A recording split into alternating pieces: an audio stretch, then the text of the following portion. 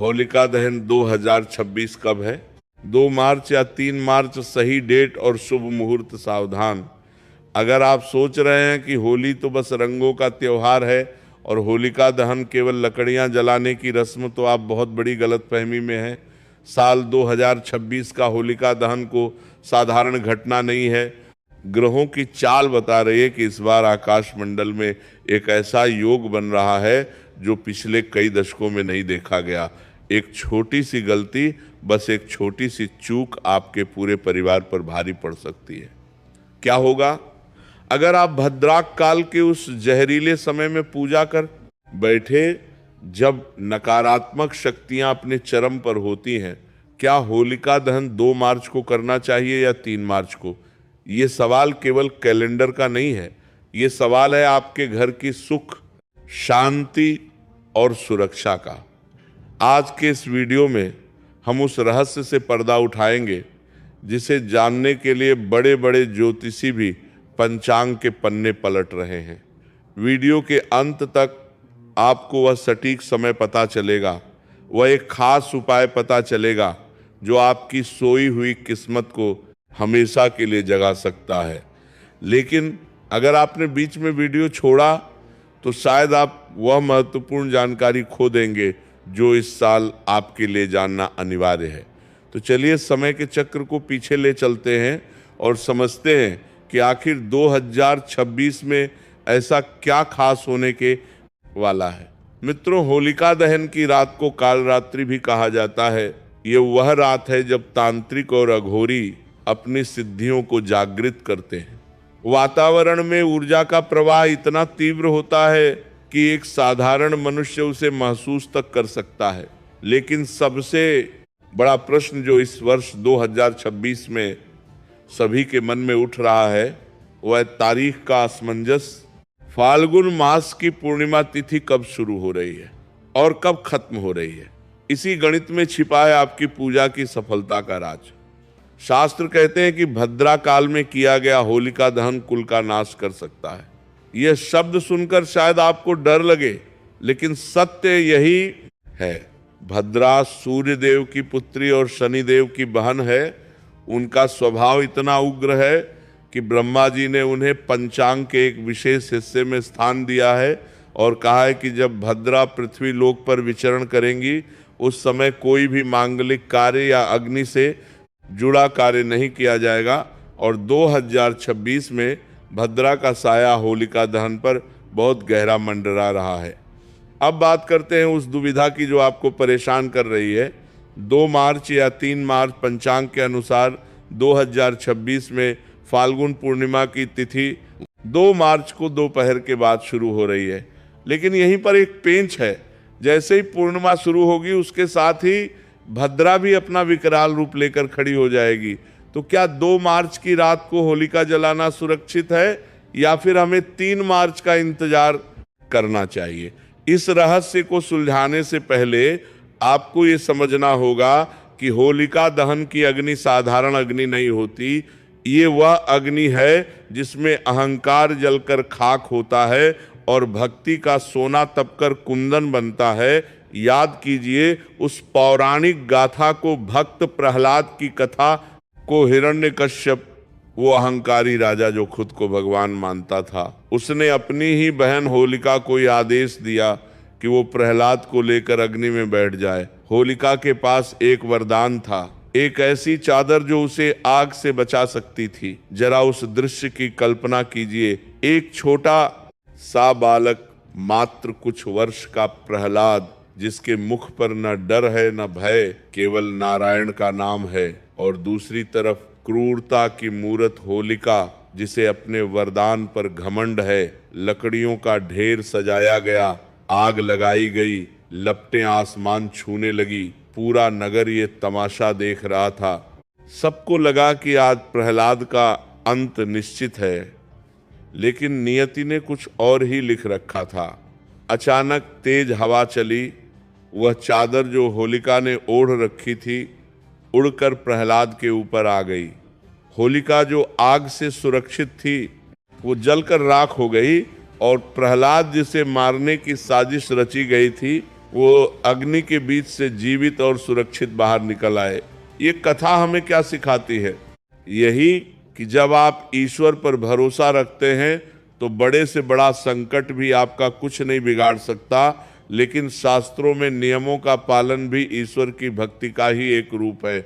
इसलिए हमें सही समय और सही मुहूर्त का पालन करना ही होगा। अब वापस आते हैं 2026 के गणित पर।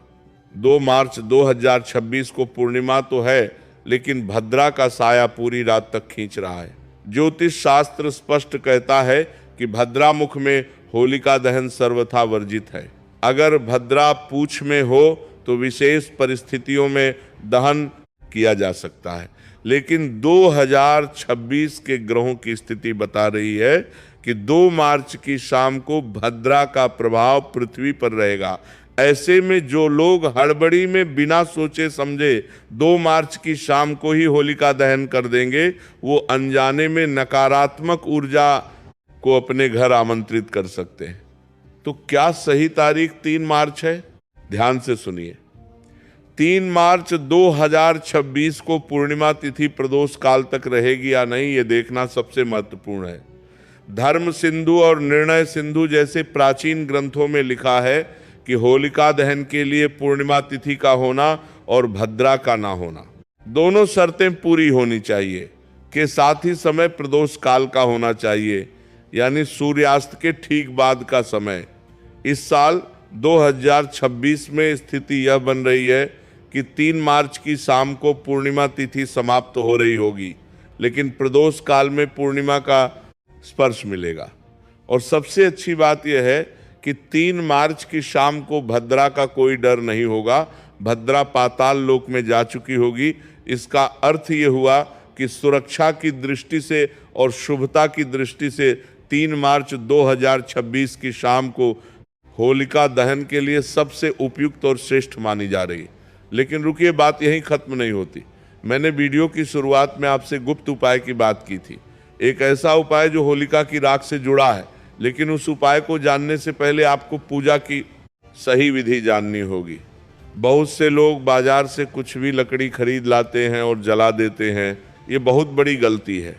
होलिका दहन में कभी भी पीपल, बरगद, शमी या आंवला जैसे पवित्र पेड़ों की लकड़ी नहीं जलानी चाहिए, इससे पितृदोष लगता है। आपको गूलर की लकड़ी, अरंड की लकड़ी या फिर गाय के गोबर से बने उपलों का ही प्रयोग करना चाहिए। गाय के गोबर के उपले सबसे शुद्ध माने जाते हैं, क्योंकि इनमें वातावरण को शुद्ध करने की क्षमता होती है। जब आप होलिका पूजन के लिए जाएं तो अपनी थाली में कुछ विशेष चीजें जरूर रखें। कच्चा सूत, हल्दी की गांठ, बतासे और सबसे जरूरी एक नारियल। जब आप होलिका की परिक्रमा करें तो उस कच्चे सूत को होलिका के चारों ओर लपेटते जाएं। ये सूत आपके जीवन की उन समस्याओं का प्रतीक है जो आपको जकड़े हुए हैं। जैसे जैसे ये सूत जलता है वैसे वैसे आपकी परेशानियां भी जलकर राख हो जाती है। परिक्रमा कितनी करनी है ये भी एक रहस्य है। आमतौर पर लोग 3 या 7 परिक्रमा करते हैं, लेकिन अगर आपके घर में कोई लंबे समय से बीमार है या कर्ज का बोझ बहुत ज़्यादा है तो इस बार 2026 में आप विषम संख्या में नहीं बल्कि 8 परिक्रमा लगाएं, क्योंकि 2026 का कुल योग 10 होता है और अंक ज्योतिष में इसका विशेष महत्व है। लेकिन एक बात का विशेष ध्यान रखें, परिक्रमा करते समय अपने इष्ट देव का ध्यान कतई ना छोड़ें। अब मैं आपको वह बात बताने जा रहा हूं जिसका जिक्र मैंने वीडियो के शुरू में किया था। एक ऐसी गलती जो 90% लोग करते हैं, वह गलती है होलिका दहन के बाद तुरंत घर वापस आ जाना और पीछे मुड़कर देखना। जी हाँ, ये सुनने में अजीब लग सकता है, लेकिन तंत्र शास्त्र कहता है कि जब होलिका जल रही होती है तो उसमें से बहुत सारी नकारात्मक ऊर्जाएं बाहर निकलती हैं और विलीन होती हैं। उस समय कई अदृश्य शक्तियां वहां सक्रिय होती हैं। जब आप पूजा करके लौटे तो सीधे अपने घर आए, किसी चौराहे पर ना रुके, किसी से बात ना करें और सबसे जरूरी पीछे मुड़कर जलती हुई होली को ना देखें। ऐसा माना जाता है कि पीछे मुड़कर देखने से आप उस नकारात्मकता को अपने साथ जुड़ने का आमंत्रण दे देते हैं। आइए अब थोड़ा विस्तार से समझते हैं कि 3 मार्च 2026 को शुभ मुहूर्त क्या होगा। पंचांग की गणना के अनुसार 3 मार्च को सूर्यास्त के बाद शाम 6:25 से लेकर रात 8:50 तक का समय सबसे उत्तम, सबसे पवित्र, सबसे शक्तिशाली है। इसे नोट कर लीजिए। शाम 6:25 से रात 8:50 ये वो समय है जब भद्रा का साया नहीं होगा। पूर्णिमा की सकारात्मक ऊर्जा अपने चरम पर होगी। इस समय की गई पूजा सीधे ईश्वर तक पहुंचती है। लेकिन अगर किसी कारणवश आप इसको साया समय पूजा ना कर पाए तो क्या करें? क्या कोई दूसरा विकल्प है? जी हाँ, निश्चित काल या मध्य रात्रि का समय होता है, लेकिन यह समय केवल तांत्रिक क्रियाओं या विशेष साधनाओं के लिए होता है। गृहस्थ लोगों के लिए, परिवार वाले लोगों के लिए प्रदोष काल यानी शाम का समय ही सर्वश्रेष्ठ है। अब बात करते हैं राशि के अनुसार आपको अग्नि में क्या अर्पित करना चाहिए। यह जानकारी आपके भाग्य को बदल सकती है। मेष और वृश्चिक राशि के जातक आप लोग अग्नि में गुड़ और लाल मसूर की दाल अर्पित करें। यह आपके मंगल को मजबूत करेगा और भूमि विवादों से मुक्ति दिलाएगा। वृषभ और तुला राशि वाले आप लोग कपूर और सफेद तिल अग्नि को समर्पित करें। इससे आपके जीवन में विलासिता और सुख की वृद्धि होगी। शुक्र ग्रह प्रसन्न होंगे। मिथुन और कन्या राशि के लोग आप हरी मूंग की दाल और इलायची होलिका में डालें। ये आपकी वाणी को मधुर करेगा और व्यापार में रुकी हुई प्रगति को गति देगा। कर्क राशि के जातक आप चावल और थोड़ा सा दूध अग्नि में अर्पित करें। इससे मानसिक शांति मिलेगी और तनाव दूर होगा। सिंह राशि वाले आप केसर और गेहूं के दाने अर्पित करें। यह सूर्य को मजबूत करेगा और आपको समाज में मान सम्मान दिलाएगा। धनु और मीन राशि के लोग आप पीली सरसों और हल्दी की गांठ अग्नि में डालें। गुरु ग्रह की कृपा से धन और ज्ञान की वर्षा होगी। मकर और कुंभ राशि के जातक आप काले तिल और लोभान का प्रयोग करें। शनिदेव की कृपा से आपके सारे बिगड़े काम बन जाएंगे। मित्रों, यह उपाय छोटे लग सकते हैं, लेकिन इनका प्रभाव बहुत गहरा होता है। जब आप अपनी राशि के स्वामी ग्रह की प्रिय वस्तु को अग्नि के माध्यम से देवताओं तक पहुंचाते हैं तो उसका फल कई गुना होकर आपको वापस मिलता है। अब समय है उस महा उपाय को जानने का जो आपको धनवान बना सकता है। यह उपाय आपको होलिका दहन के अगले दिन सुबह करना है। यानी जब आग शांत हो जाए आपको क्या करना है? होलिका दहन की अगली सुबह ब्रह्म मुहूर्त में उठे, स्नान आदि करके शुद्ध हो जाए, फिर होलिका दहन स्थल पर जाए। वहाँ की राख जो अब ठंडी हो चुकी होगी उसे प्रणाम करें। उस राख को थोड़ा सा उठा लें।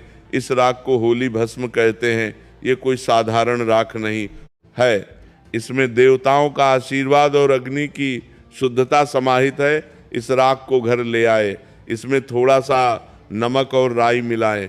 अब इस मिश्रण को एक लाल कपड़े में बांधकर एक पोटली बना लें। इस पोटली को अपनी तिजोरी में या जहां आप पैसा रखते हैं वहां रख दें। विश्वास मानिए 2026 खत्म होने से पहले आप देखेंगे कि आपके धन के स्रोत कैसे खुलने लगे हैं। ये राख आपके धन को नजर लगने से बचाएगी और बरकत को खींच कर लाएगी। इसके अलावा इस राख का तिलक अपने माथे पर और अपने बच्चों के माथे पर जरूर लगाएं। ये एक सुरक्षा कवच की तरह काम करता है।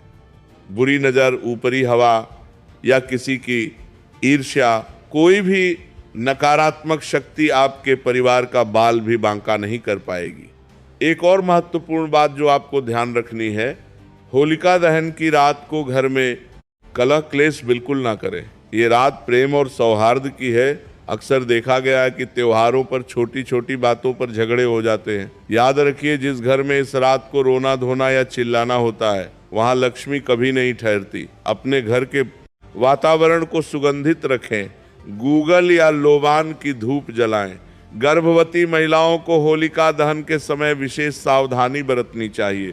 बुजुर्ग कहते हैं कि गर्भवती महिलाओं को होलिका की परिक्रमा नहीं करनी चाहिए और न ही जलती हुई अग्नि को बहुत करीब से देखना चाहिए। यह गर्भस्थ शिशु के लिए अच्छा नहीं माना जाता। वे दूर बैठकर केवल हाथ जोड़कर प्रार्थना करें। प्रहलाद की रक्षा करने वाले नारायण उनके शिशु की भी रक्षा करेंगे। मित्रों, 2026 बहुत बदलावों वाला साल है। दुनिया भर में उथल पुथल मची है। ऐसे में हमारी संस्कृति और हमारे रीति रिवाज ही हैं जो हमें एक सूत्र में बांधे रखते हैं और हमें मानसिक बल देते हैं। होलिका दहन हमें सिखाता है कि बुराई चाहे कितनी भी शक्तिशाली क्यों ना हो, उसका अंत निश्चित है। सत्य परेशान हो सकता है लेकिन पराजित नहीं। जैसे प्रहलाद ने विश्वास नहीं छोड़ा, वैसे ही आप भी अपने जीवन की कठिनाइयों से हार ना माने। ये होली आपके जीवन के सारे कष्टों को जला दे और आपके जीवन में खुशियों के नए रंग भर दे। तो निर्णय स्पष्ट है, 2026 में होलिका दहन का पर्व 3 मार्च को मनाना ही शास्त्र सम्मत और कल्याणकारी है। 2 मार्च के भ्रम में ना रहे, भद्रा के साए से बचें और शुभ मुहूर्त में ही पूजा करें। अपने रिश्तेदारों और मित्रों को भी यह जानकारी दें ताकि वह भी किसी गलती का शिकार ना हो। धर्म का प्रचार करना भी एक पुण्य का काम है। इस वीडियो में बताई गई हर एक बात प्राचीन ग्रंथों और ज्योतिषीय गणनाओं पर आधारित है। हमारा उद्देश्य आपको डराना नहीं बल्कि जागरूक करना है, क्योंकि जानकारी ही बचाव है। अगर आपके मन में अभी भी कोई सवाल है या आप अपनी राशि के बारे में कुछ विशेष जानना चाहते हैं तो कमेंट करके जरूर बताएं। हम कोशिश करेंगे कि आपके हर सवाल का जवाब दे सके। होलिका दहन की अग्नि आपके अंदर के क्रोध, लोभ और मोह को जला दे और जब आप अगली सुबह उठे तो एक नई ऊर्जा, एक नए उत्साह के साथ अपने जीवन की नई शुरुआत करें।